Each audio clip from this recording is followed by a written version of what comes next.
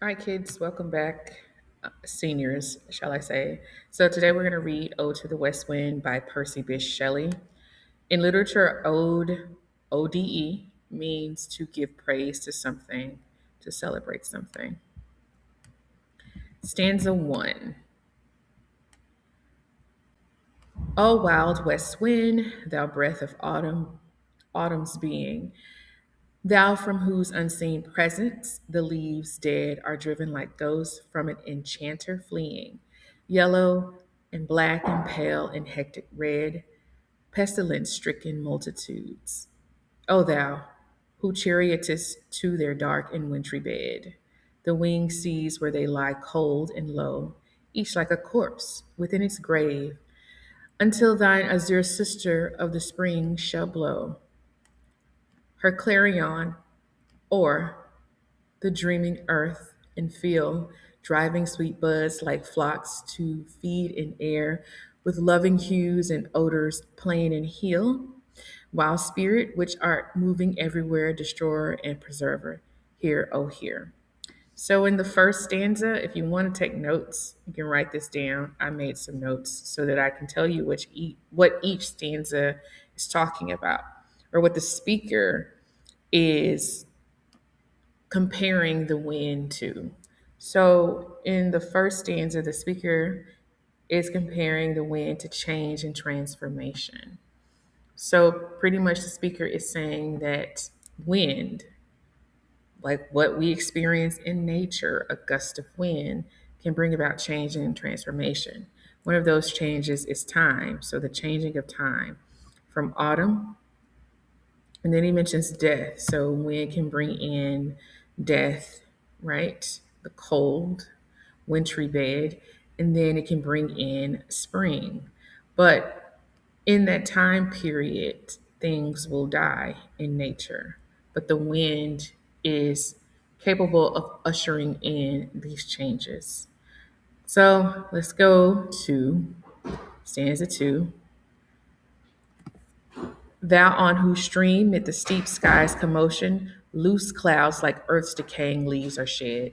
Shook from the tangled boughs of heaven and ocean, angels of rain and lightning, there are spread on the blue surface of thine airy surge, like the bright hair uplifted from the head of some fierce Maenad, even from the dim verge of the horizon to the zenith's height, the locks of the approaching storm, thou dirge of the dying year, to which this closing night will be the dome of a vast sepulchre, vaulted with all thy congregated might, of vapors from whose solid atmosphere black rain and fire and hail will burst, O hear.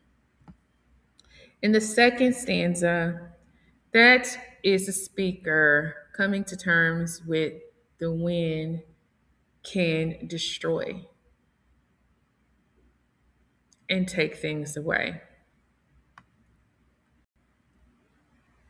Third stanza, the third stanza, I'm sorry.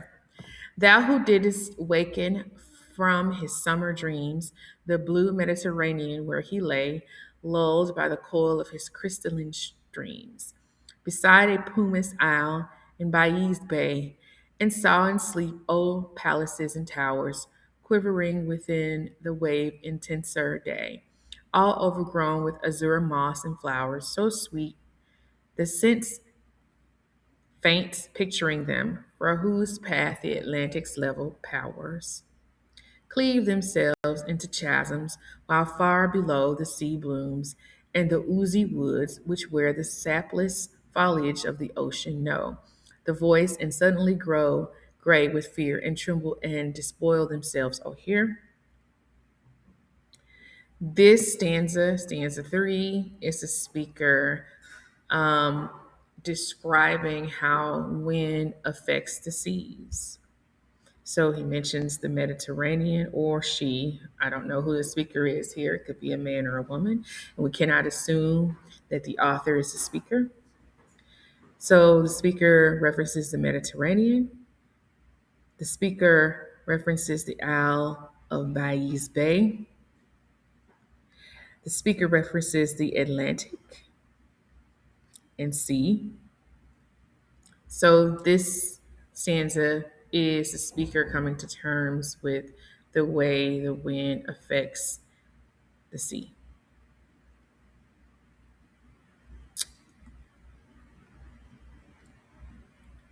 Stanza 4.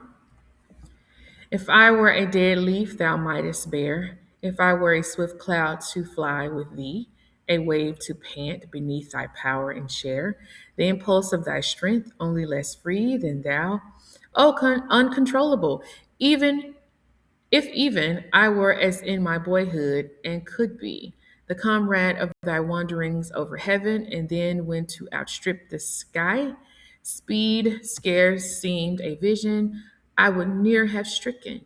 As thus with thee in prayer in my sore need, O lift me as a wave, a leaf, a cloud. I fall upon the thorns of life. I bleed. O heavy weight of hours has chained and bowed one too like thee, tameless, swift, and proud.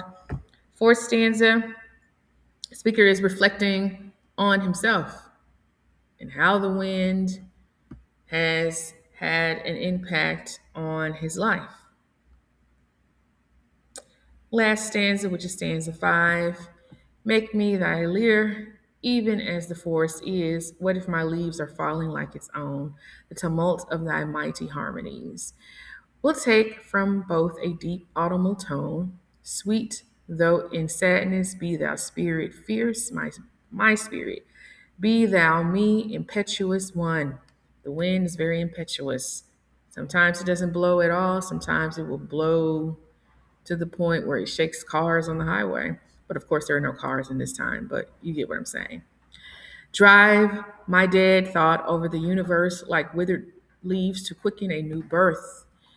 And by the incantation of this verse, scatter as from an unextinguished hearth, ashes and sparks, my words among mankind, be through my lips to awaken earth, the trumpet of a prophecy, O wind.